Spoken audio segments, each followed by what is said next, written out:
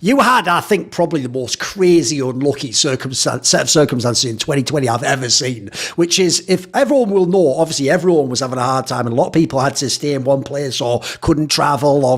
But you had, I think, the ultimate shitstorm all at the same time. Like, if people don't remember, you did a twit longer where, like, your dad was ill, you'd just gotten married, but you couldn't have, like, a proper marriage because obviously you had all the restrictions and everything was shut down. And then, obviously, in the meantime, you've also had a child. So how have you dealt with all this? This seems like that could knock anyone for six. Like, how have you managed to bounce back? 'Cause it seems like beyond when you put occasional things out on the internet, like, it never seems to bleed into the broadcast or anything, even when you were remote. Like, how have you handled it? It was a crazy year. I mean, the last few years were quite emotional and traumatic in a way, and it did take a lot out of me. I think I'm getting so much energy and joy out of my job that I need my job in order to be able to handle those situations. Some people might think like, no, you want to take your time and you want to rest and, take it easy. But I think for a lot of people in our industry, it is the job which gives us that much joy. And it is our job that gives us the energy to like be able to deal with emotional stressors.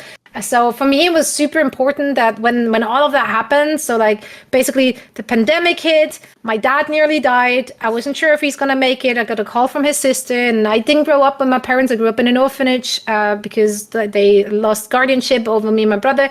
But when I was older, I reconnected with my parents because I wanted to know them better and like have parents, and not like live my life as an orphan. After I got over the initial anger of the whole situation, I think I try to, turn a page and like have a family or at least know them. And so for me to like hear that he's almost dying was obviously really hard. And that news came like in the most inconvenient time. It was right before our playoffs started in the Overwatch League. And then the pandemic hit. So traveling was super restricted. And I knew that you had like a visa problem as well, right? Something like that. Yeah, at the same time my visa was running out. So, and if people don't know, during that time when we were all online, they weren't issuing visas. You couldn't get one, right? No, you couldn't, because all the embassies were closed because of the pandemic. So you couldn't get any visa appointments being made. Now my dad is on the verge of dying. My visa is on the verge of running out, which means that if I leave the country, I can't get into an embassy because of the pandemic in order to renew my visa, so I can't come back in. And then on top of that, there is the restrictions of me not being an American. So even if I work here and live here, I can't come back in, even if I have a visa because of the pandemic. Right. So what we had to do was, instead of postponing our wedding until the pandemic is over, we had to get married in order for me to have family here so that I can come in even if I don't get a visa. Didn't you also say you did something crazy, like you had to like get married, then immediately leave or something like that, right? I left the morning after my quote unquote wedding. So we had a wedding. We had to drive out like 3 hours early in the morning to find a place which would still make appointments for us to just sign the papers. We signed the papers, had a quote unquote ceremony with just us and the person ordaining us, which was my husband's cousin, and a makeup artist who did my makeup in the backseat of the truck. So it's just like, I have a few pictures and that was it. No wedding night or anything either, of course, because I had to leave at like 5 in the morning. I packed my bags and I left the next morning, and we still didn't know if that's going to be enough for me to be able to come back into the country. And then I landed in Switzerland. My dad was still in critical health. Because it's a pandemic, I first had to like go in quarantine. So I went to his place, which is in the middle of the Alps, like nowhere. Oh, I saw some of the pictures. It looks amazing. It looks like a poster. There is nothing, absolutely nothing.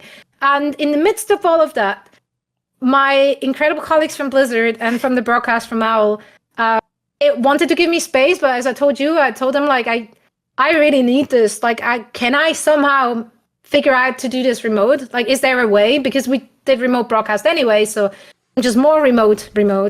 And they shipped all the equipment out to the Alps in Switzerland. They shipped like streaming equipment, and like they bought new stuff and had it all shipped to this tiny little village where I had to like go up the hill to that one little shed where the post is being dropped off, because they don't drop it off at the houses. And the person who is running a store there, like that lady, she just saw those big containers and was like, the fuck is that? So explained the situation to me, but then also to her. And then I also explained to her like, yeah, but I don't really have internet at my dad's place, who's still in the hospital, who I couldn't see at that point. And then she's like, well, I'm 2 villages further down, but I have internet. You can do it in my living room. And I'm like, okay, complete stranger, mind you. Like, no, I don't know this woman. She doesn't know me.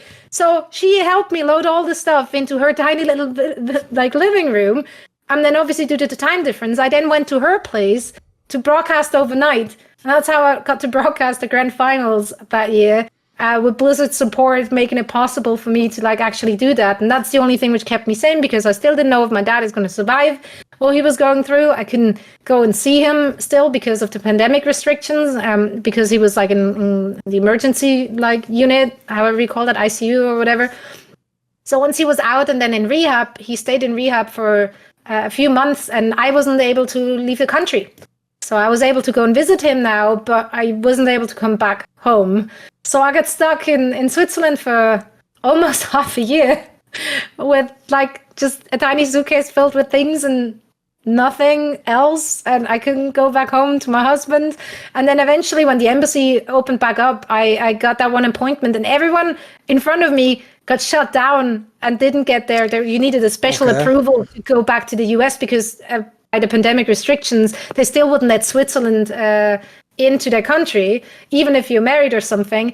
It was only like special something. So you had to like talk your way into it, basically. Now, it just turned out that the person who was at my case, at my little like booth, he looked at it and was like, Blizzard, huh? Is Mike still working there? I'm like, no, Mike is he was a roommate. He was an exchange student. He was a roommate of Mike Morheim. And then he's like, oh yeah, that's great. Yeah, like say hi to him. And then he approved my case for no other reason than him knowing Mike. That sounds so surreal, doesn't it? That's like you were supposed to get back in. Exactly. Yeah, no. And I was in a completely empty airplane, like 5 months or something after I left my husband behind.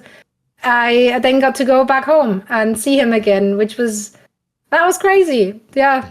So that was a fun pandemic.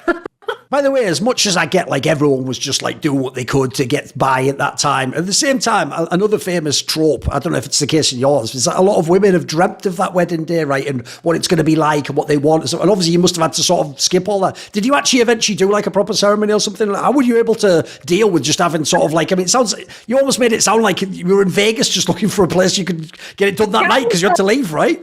Yeah, kind of. I mean, it's definitely not how I imagined my wedding day. Like I obviously wanted a real wedding, and I maybe low-key still wanted. I still have a wedding dress, which I never got fitted because there was no... So I got a dress and everything. I just never got to wear it. So that's still here. But now I'm also thinking, I saved a lot of money on that wedding. That's true. So we had $5 beer at the gas station afterwards because no restaurant was open. So while I still would love to celebrate with all my friends, I don't really think I need it per se. I'm not of faith, so I don't need that vows before God and whatnot. I wanted to marry my husband because I love him, and because I wanted to make that promise in front of him, and that's all that matters. And while my friends couldn't be there, that doesn't make them less excited about me being married to the love of my life. So I don't really think I need it. Plus, all my friends are currently getting married, and I just get invited to one wedding after another. So I just live vicariously through their weddings and don't spend money on it. So I think there's a win, really. I have to say, even though I've myself been very critical of Blizzard, props to them for actually letting you do it remotely, though, because I have to say that. See more cool, funny, interesting clips based on topics from my content? Well, subscribe to this channel then, or, be a pleb and don't.